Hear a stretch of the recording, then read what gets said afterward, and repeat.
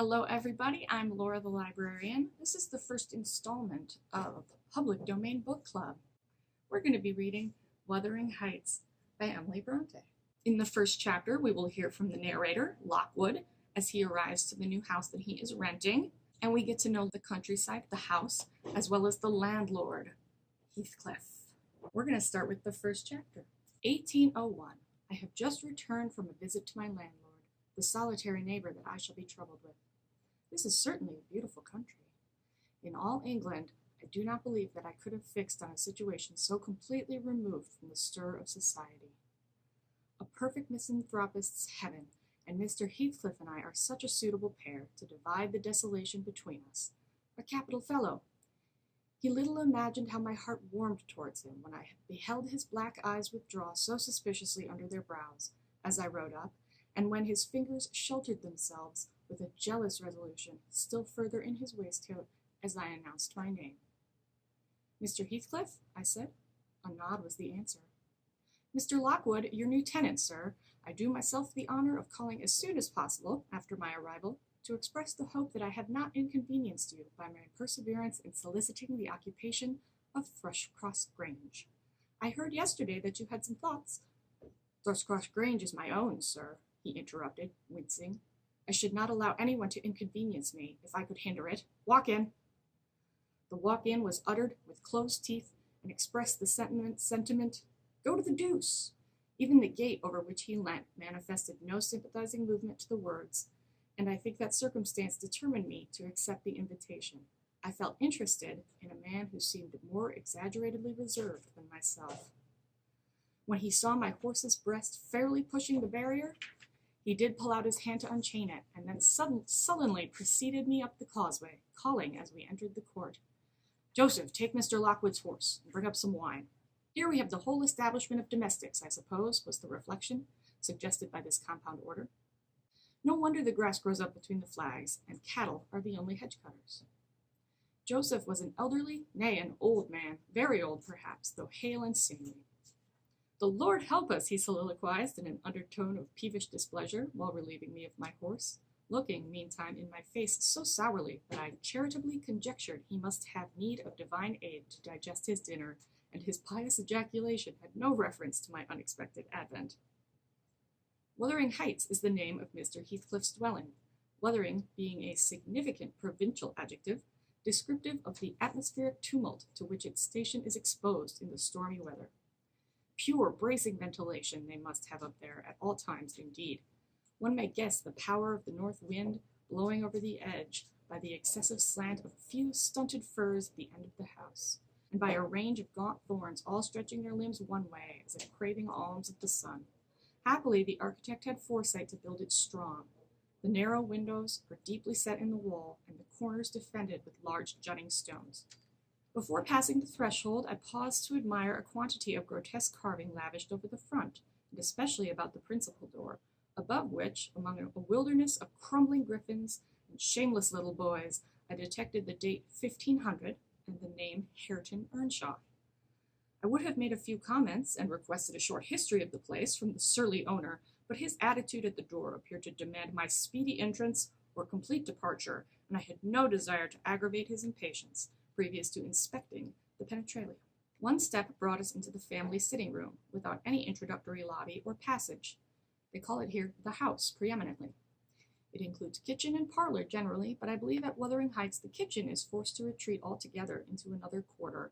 At least I distinguished a chatter of tongues and a clatter of culinary utensils deep within, and I observed no signs of roasting, boiling, or baking about the huge fireplace, nor any glitter of copper saucepans and tin colanders on the walls.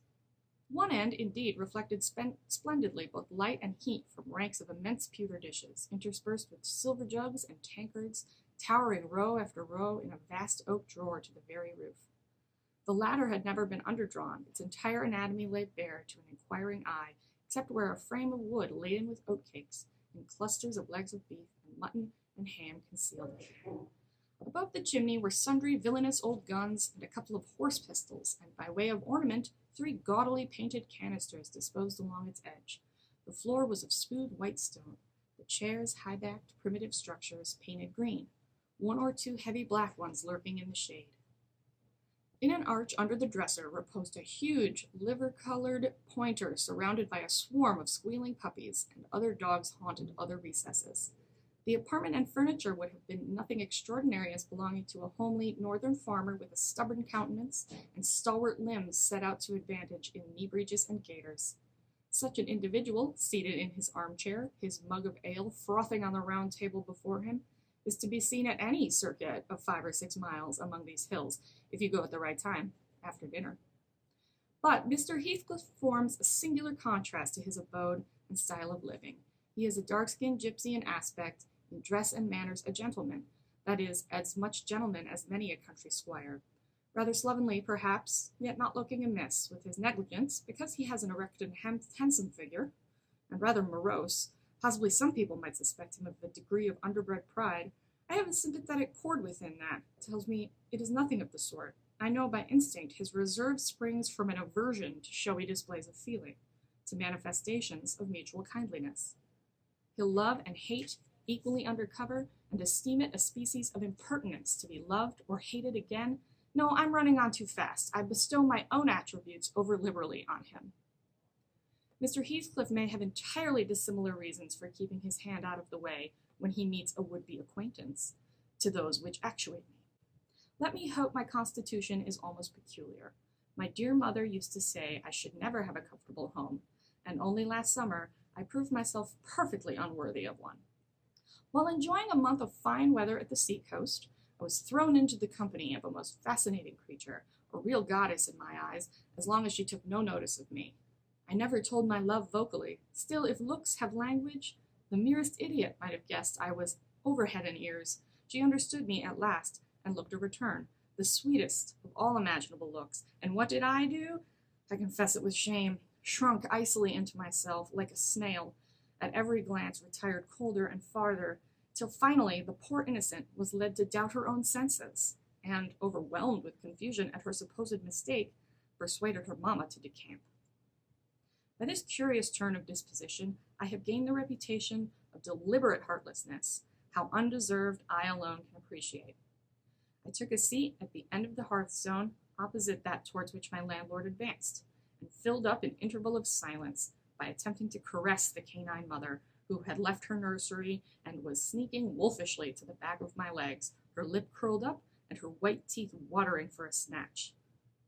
My caress provoked a long, guttural gnarl. "You'd better let the dog alone," growled Mr. Heathcliff, in unison, checking fiercer demonstrations with a punch of his foot.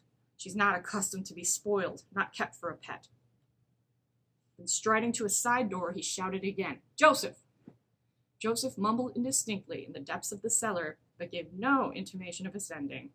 So his master dived down to him, leaving me vis-a-vis the ruffianly bitch and a pair of grim, shaggy sheepdogs who shared with her a jealous guardianship over all my movements.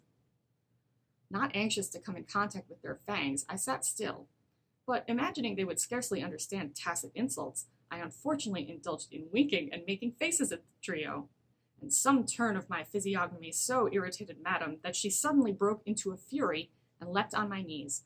I flung her back and hastened to interpose the table between us. This proceeding roused the whole hive. 6 four-footed fiends of various sizes and ages issued from hidden dens to the common center. I felt my heels and coat laps peculiar subjects of assault, and, parrying off the larger combatants as effectually as I could with the poker, I was constrained to demand aloud assistance from some of the household in re-establishing peace. Mr. Heathcliff and his man climbed the cellar steps with vexatious phlegm. I don't think they moved 1 second faster than usual, though the hearth was an absolute tempest of worrying and yelping. Happily, an inhabitant of the kitchen made more dispatch. A lusty dame, with a tucked-up gown, bare arms, and fire-flushed cheeks, rushed into the midst of us flourishing a frying-pan, and used that weapon, and her tongue, to such purpose that the storm subsided magically, and she only remained, heaving like the sea after a high wind, when her master entered on the scene. "What the devil is the matter?" he asked, eyeing me in a manner that I could ill endure after this inhospitable treatment. "What the devil, indeed?" I muttered. "The herd of possessed swine could have had no worse spirits in them than those animals of yours, sir. You might as well leave a stranger with a brood of tigers." "They won't meddle with persons who touch nothing," he remarked, putting the bottle before me and restoring the displaced table. The dogs do right to be vigilant. Take a glass of wine? No, thank you. Not bitten, are you? If I had been, I would have set my signet on the biter. Heathcliff's countenance relaxed into a grin. Come, come, you are flurried, Mr. Lockwood. Here, take a little wine. Guests are so exceedingly rare in this house that I and my dogs, I am willing to own, hardly know how to receive them. Your health, sir. I bowed and returned the pledge, beginning to perceive that it would be foolish to sit sulking for the misbehavior of a pack of curs. Besides, I felt loath to yield the fellow further amusement at my expense, since his humor took that turn. He, probably swayed by prudential considerations of the folly of offending a good tenant, relaxed, a little, in the laconic style of chipping off his pronouns and auxiliary verbs, and introduced what he supposed would be a subject of interest to me, a discourse on the advantages and disadvantages of my present place of retirement. I found him very intelligent on the topics we touched, and before I went home, I was encouraged so far as to volunteer another visit tomorrow. He evidently wished no repetition of my intrusion. I shall go, notwithstanding. It is astonishing how sociable I feel myself compared with him. So go ahead and find a copy or download one from Project Gutenberg. Try to read the first 4 or 5 chapters, and we'll come back next week and talk about it. Have a good one. Bye.